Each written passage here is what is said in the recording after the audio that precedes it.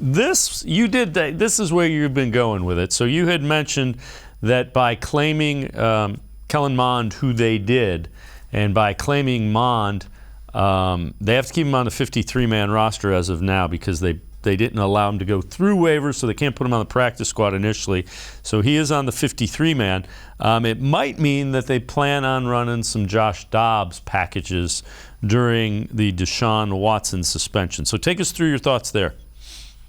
Yeah, so with Jacoby Brissett in there, he's not necessarily a similar type quarterback to Deshaun Watson, right? There's a lot of differences there. He's here more so because they feel like skill level wise, he's a good enough to be a starting level quarterback for a period of time if you need it. So if that's the case, right, the guys that I think are probably going to be long-term backups to Deshaun would be a Josh Dobbs, somebody who mirrors his athletic ability, or a Kellen Mond.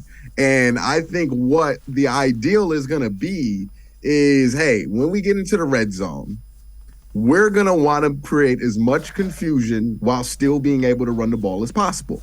How do you do that? With a lot of read option RPO plays, right, where everybody is an option to run the ball in the backfield. That's when you could see some 22 personnel where they can run basically some triple option plays to get the ball in. Look, they're going to have to be creative to get the ball into the end zone when they get to the red zone this year, because they just don't have great personnel on that would suggest that the red zone is going to be easy for them, right? Like, there's no red zone killer. What they can do is run the ball when they get in those situations, but when you run the ball in the red zone, you got to create some confusion somewhere. You just can't run it up the middle and expect to win. And I think Josh Dobbs creates that flexibility. Also has the capability to obviously not run, pick it up and throw it, and maybe you can have some routes that way too. So I think that's where they could be leaning with this.